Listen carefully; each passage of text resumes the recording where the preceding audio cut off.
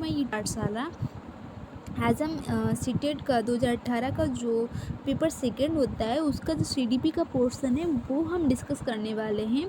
I hope आपको ये video अच्छा लगेगा। पहला क्वेश्चन है यहाँ पे, शरीर के केंद्रीय भाग से परिधियों अंगांगों की ओर विकास दर्शाता है। यहाँ पे 4 ऑप्शंस दिए गए हैं। पहला है विकर्णीय विकास के सिद्धांतों को, विकेंद्रीकृत विकास के सिद्धांतों को, या मध्य बाह्य विकास के सिद्धांतों को, या सोपानीय विकास के सिद्धांतों को। तो हमारे यहाँ पे पूछा गया सेंटर से जो बाहर की ओर विकास है वो क्या कहलाता है। तो हमारे यहाँ पे आंसर सही हो जाएगा, वो हमारे यहाँ पे थर्ड आंसर सही हो जाएगा, मध्य बाह्य विकास के सिद्धांतों को। ठीक है, यहाँ पे देखिए जो आंसर टिक किए गए वो गलत है, हमें उनके साइड नहीं जाना, हमें अपने अकॉर्डिंग आंसर देना है। ठीक है, नेक्स्ट देखते हैं हम। स्कूल बच्चों के समाजीकरण की एक ऐसी संस्था है। प्रमुख स्थान स्कूली बच्चों का होता है, प्रमुख स्थान स्कूल की दिनचर्या का होता है, प्रमुख स्थान स्कूल की गतिविधियों का होता है, प्रमुख स्थान स्कूल के शिक्षकों का होता है।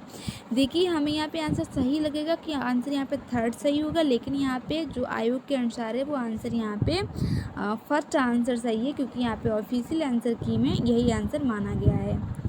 ओके, नेक्स्ट देखते हैं हम।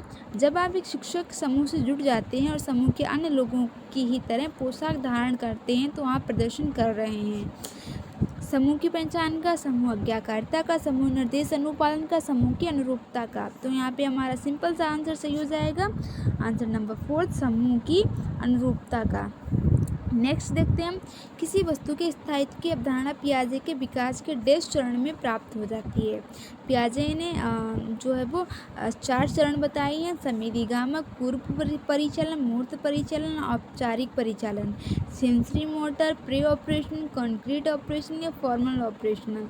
ठीक है, तो हमारे यहाँ पे जो सिंपल सा आंसर सही हो जाएगा वो फर्स्ट आंसर ही सही हो जाएगा। संवेदीगामक के जो लास्ट चरण होता है उसमें बच्चे में वस्तु के स्थायित्व का गुण आ जाता है। नेक्स्ट देखते हैं हम। व्यक्तिगत शिक्षा कार्यक्रम की योजना डैश के संदर्भ में बनाई जाती है। तो मतलब जो प्लानिंग है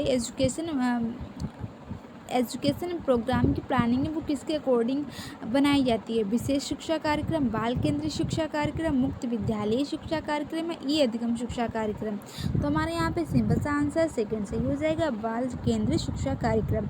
हम आपको वही यहाँ पे आंसर बताए हैं जो कि ऑफिशियल आंसर की में दिए गए हैं। ठीक है, तो यहाँ पे हमारा जो नेक्स्ट क्वेश्चन हो जाएगा 6 नंबर का।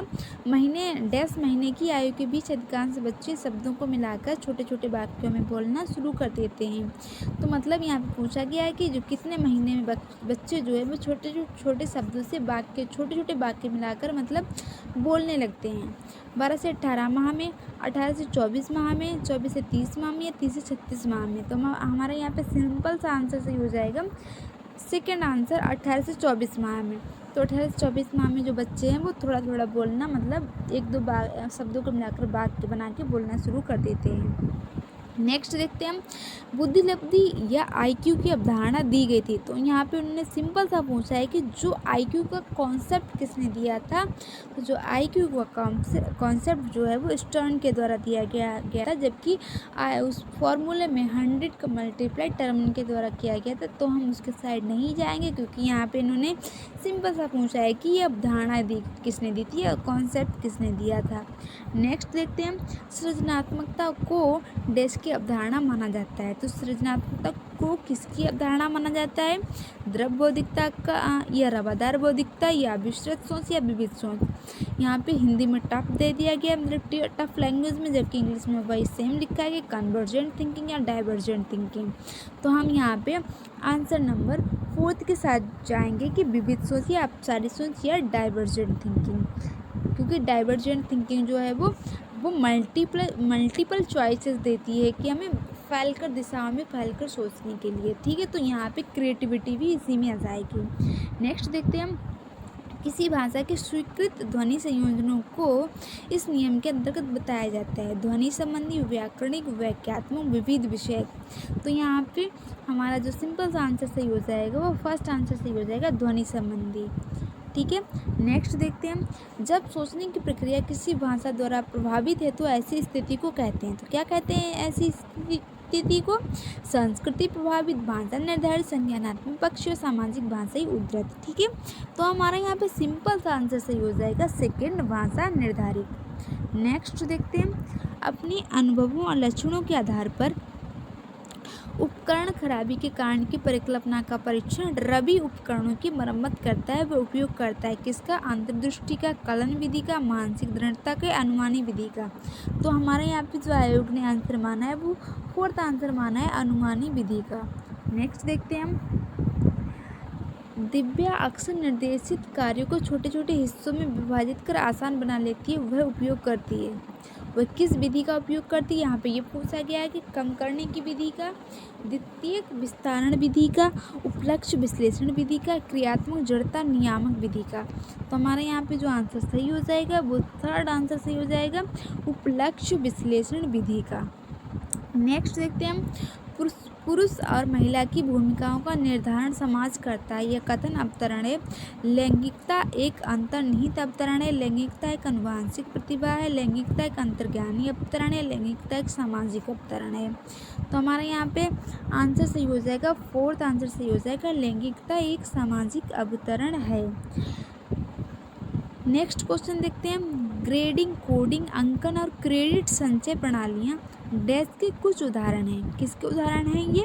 परीक्षा के उत्तर पत्रों के मूल्यांकन की प्रक्रिया, कक्षा में बच्चों की स्थिति के निरूपण विधि, आलेख पत्र या रिपोर्ट कार्ड में अकादमिक प्रगति को दर्शाने के लिए अधिगमकर्ताओं की उपलब्धि के आकलन की गणन विधि। तो हमारे यहाँ पे आंसर सही हो जाएगा कि अधिगमकर्ताओं के उपलब्धि के आकलन की गणन विधि। ठीक है, नेक्स्ट देखते हैं हम, अधिगमकर्ताओं की उपलब्धि का आकलन शिक्षकों की सहायता करता है। किसमें? अधिगमकर्ताओं के प्रदर्शन का रिकॉर्ड रखने में, शिक्षण अधिगम विधियों की प्रभावशीलता का मूल्यांकन करने में, कक्षा में अधिगमकर्ताओं के क्षमता समूह बनाने में, या शिक्षण के लिए गतिविधियों की सूची तैयार करने में। तो हमारा यहाँ पे आंसर सही हो जाएगा, फर्स्ट आंसर, अधिगमकर्ताओं के प्रदर्शन का रिकॉर्ड रखने में। नेक्स्ट देखते हैं हम, समावेशी शिक्षा सिद्धांत पर आधारित है। तो समावेशी शिक्षा किस सिद्धांत पर आधारित? सामाजिक संतुलन, समता या समानता, सामाजिक अस्तित्व या वैश्वीकरण या विश्व बंधुता। तो हमारे यहाँ पे सिंपल सा आंसर सही हो जाएगा सेकेंड, समता एवं समान अवसर। समावेशी शिक्षा या इंक्लूसिव एजुकेशन इस बात पर बल देती है कि सभी को समान अवसर, शिक्षा के समान अवसर सभी को प्राप्त हो, चाहे वो किसी भी कैटेगरी का बच्चा हो, चाहे वो नॉर्मल हो, चाहे वो डिसेबल्ड बच्चा हो, चाहे वो प्रतिभाशाली बच्चा, सभी को मतलब शिक्षा के समान अवसर प्रदान होनी चाहिए। ठीक है, दिव्यांगजन अधिकार अधिनियम किस वर्ष का अधिनियम है? यहाँ पे ये पूछा गया है 1992 का, 1995 का, या 1999 का, या 2016 का। तो यहाँ पे सिंपल सा आंसर यहाँ पर डी ऑप्शन हो जाएगा, 2016 का दिव्यांगजन अधिकार अधिनियम। ठीक है, नेक्स्ट है यहाँ पे, व्यक्तिगत विविधताओं वाले बच्चों को पढ़ाने के लिए विद्यालय होने चाहिए जहाँ शिक्षक व्यक्तिगत विविधताओं के आधार पर, देखिए यहाँ पे पूरा पढ़ने में नहीं आ रहा है क्योंकि यहाँ पे कटा हुआ है। तो हमारा यहाँ पे सिंपल आपको बता दे रहे हैं कि आंसर कौन सा होगा। तो हमारा यहाँ पे आंसर सेकंड सही हो जाएगा। ठीक है, नेक्स्ट देखते हैं, निःशुल्क एवं अनिवार्य बाल शिक्षा अधिकार अधिनियम 2009 दिव्यांग बच्चों की निःशुल्क शिक्षा के अधिकारों को सुनिश्चित करता है। सबको यहाँ पे पता है कि जो RT एक्ट 2009 है उसके अनुसार बच्चों को, मतलब जो नॉर्मल होते हैं सबको 6 से 14 वर्ष के बच्चों को निःशुल्क शिक्षा का अधिकार प्राप्त है। तो यहाँ पे पूछा गया कि दिव्यांगजन जो है उन्हें मतलब कितने वर्ष से कितने वर्ष के लिए ये अधिनियम है। ठीक है, तो यहाँ पे 6 से 18 वर्ष के लिए, 3 से 18 वर्ष के लिए, 6 से 14 वर्ष के लिए, 6 से 22 वर्ष के लिए। तो 6 से 14 वर्ष के लिए सभी को यहाँ पे शिक्षा का अधिकार प्राप्त है, लेकिन जो दिव्यांगजन है उनके लिए यहाँ पे 6 से 18 वर्ष हो जाएगा। तो यहाँ पे हमारा फर्स्ट आंसर ही सही हो जाएगा। नेक्स्ट देखते हैं हम, विविध अधिगमकर्ताओं के लिए सुगम्य स्वरूपों में शिक्षण अधिगम सामग्रियां प्रदान करने का तात्पर्य डैश से सार्वभौमिक समावेशी शिक्षा के नैतिक विचार, शिक्षण व्यावसायिकता की सार्वभौमिक साइनता या शिक्षण के सार्वभौमिक मानववादी दृष्टिकोण या अधिगम की सार्वभौमिक संरचना। तो हमारा यहाँ पे जो सिंपल सा आंसर सही हो जाएगा, फोर्थ आंसर सही हो जाएगा, अधिगम की सार्वभौमिक संरचना। नेक्स्ट देखते हैं, स्व जागरूकता एवं संज्ञानात्मक क्षमताओं का नियंत्रण जैसे योजना बनाना, समीक्षा करना, संशोधन करना इत्यादि डैश में अंतर्निहित हैं। केंद्रीकरण, संज्ञान बोध, संज्ञान या समायोजन।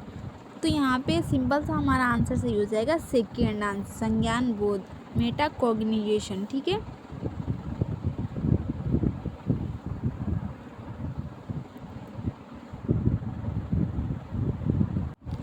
जब बच्चे प्राप्त की गई सूचनाओं की व्याख्या करने के लिए अपने अनुभवों के आधार पर सोचते हैं तो उसे डैश कहा जाता है, प्रतिक्रियावादी सोच, सृजनात्मक सोच, अमूर्त सोच या मूर्त सोच।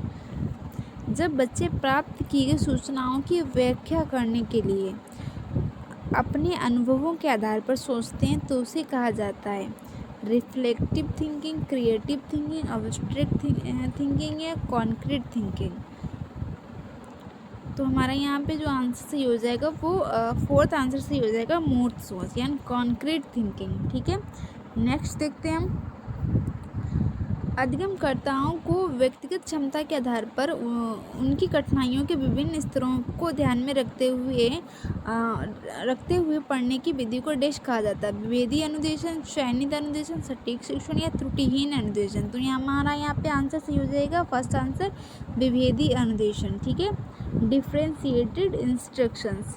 नेक्स्ट देखते हैं, प्रतिपालन अधिगम का एक विशिष्ट चरण है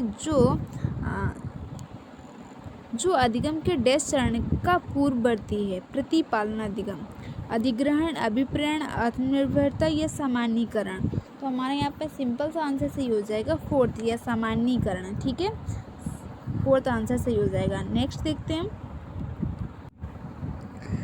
जिजोंग का यह मानना है कि संज्ञान और भाव होते हैं, यानी कि कॉग्निशन एंड इमोशंस। हमारे जो थॉट और जो हमारे इमोशंस होते हैं वो कैसे होते हैं, जिजोंग के अनुसार पूछा गया है। अन्योन्श्रित होते हैं, स्वतंत्र होते हैं, अंतर संबंधित होते हैं या एकीकृत होते हैं। देखिए वैसे तो ये इंटर रिलेटेड होते हैं, ठीक है, लेकिन अगर ये पूछा जाए कि जिजोंग के अनुसार, क्योंकि ये एकमात्र मनोवैज्ञानिक है जिन्होंने ऐसा माना है कि जो संज्ञान और भाव होते हैं वो इंडिपेंडेंट होते हैं, यानी कि स्वतंत्र होते हैं, जबकि ऐसा नहीं होता है, ये इंटर रिलेटेड होते हैं। ठीक है, क्योंकि अगर हम अगर हम इमोशनली सही नहीं है तो हमारे जो सोचने की क्षमता है, जो हमारी थिंकिंग पावर है, वो भी हमारा काम नहीं करेगा। तो हमें दोनों में बैलेंस बना के रखना है। अगर दोनों में बैलेंस हैं चीज़ें तो सब कुछ सही होगा। तो ये संज्ञान और हमारे जो इमोशंस होते हैं वो इंटर रिलेटेड होते हैं, लेकिन जिजोंग के अनुसार ये इंडिपेंडेंट होते हैं। तो हमारे यहाँ पे आंसर सेकंड सही हो जाएगा, स्वतंत्र। ठीक है, नेक्स्ट देखते हैं हम, पहले से सीखे हुए कार्यों में सुधार लाने के लिए शिक्षक बच्चों को प्रदर्शन देकर सिखा रहा है, वो शिक्षण की विधि का उपयोग कर रहा है। तो वो कौन सी शिक्षण का विधि कर रहा है, जो अगर वो मतलब सीखे हुए कार्यों में सुधार लाने के लिए प्रदर्शन देकर सिखा रहा है। अनुकरण, अवलोकन, संशोधन, प्रतिरूपण। तो हमारे यहाँ पे आंसर सही हो जाएगा, फोर्थ आंसर प्रतिरूपण। ठीक है, नेक्स्ट देखते हैं हम, मैत्र और जेनिस के अनुसार निर्णय लेने वाले बच्चे समस्या का विश्लेषण करते हैं, विकल्पों की सूची बनाते हैं और उसके फायदे नुकसान के प्रत्येक पहलू पर विचार करते हैं, उसके व्यवहार प्रस्तुत करता है। चौकस, सतर्क, निवर्तमान, निरंकुश। ठीक है, तो यहाँ पे हमारा आंसर सही हो जाएगा, सतर्क। ठीक है, नेक्स्ट देखते हैं, दो यहाँ पे क्वेश्चन और बचे हैं। एक समस्या सुधारक बच्चा विचार के आधार पर कथनों की सच्चाई या संभावना का मूल्यांकन करता है। एक समस्या सुधारक बच्चा विचार के आधार पर कथनों की सच्चाई या संभावना का मूल्यांकन करता है। तो हमारा यहाँ पे कौन सा आंसर सही हो जाएगा, सृजनात्मक, सौंदर्यबोध, अमूर्त या तार्किक। तो हमारा यहाँ पे आंसर सही हो जाएगा, फोर्थ आंसर तार्किक या लॉजिकल। नेक्स्ट देखते हैं, जिस दिए गए कार्य को करते समय बच्चे स्वयं आनंद लें या अनुभव प्राप्त करें उसे कहा जाता है ड्रिल और अभ्यास कर, उपभोक्ता प्रकार का कार्य, निर्माणात्मक प्रकार का कार्य, समस्यात्मक प्रकार का कार्य। तो हमारे यहाँ से आंसर सही हो जाएगा, उपभोक्ता प्रकार का कार्य। ठीक है, सेकेंड आंसर सही हो जाएगा, consumer type task. Okay, next हमारा जो लास्ट क्वेश्चन देखते हैं, बहुसंवेदी शिक्षण अधिगम की प्रविधि में अधिगम संवर्धन हेतु दृश्य, श्रव्य, स्पर्श और संवेदना का एक साथ प्रयोग किया जाता है। किसमें? गतिबोधक, कार्ड कोटर, प्रत्यक्षीकरण या अवलोकन। ठीक है, तो हमारा यहाँ पे आंसर सही हो जाएगा, हमारे यहाँ पे आंसर गतिबोधक, यानी कि फर्स्ट आंसर सही हो जाएगा काइंथेटिक। ठीक है, आई होप आपको ये वीडियो अच्छा लगेगा। अगर अच्छा लगे तो लाइक कीजिए एंड हमारे चैनल को सब्सक्राइब कीजिए। नेक्स्ट जो है हम अगले वीडियो में देखेंगे, ये हमारा CDP का 30 क्वेश्चंस का सेट जो है वो कंप्लीट होता है। Thank you.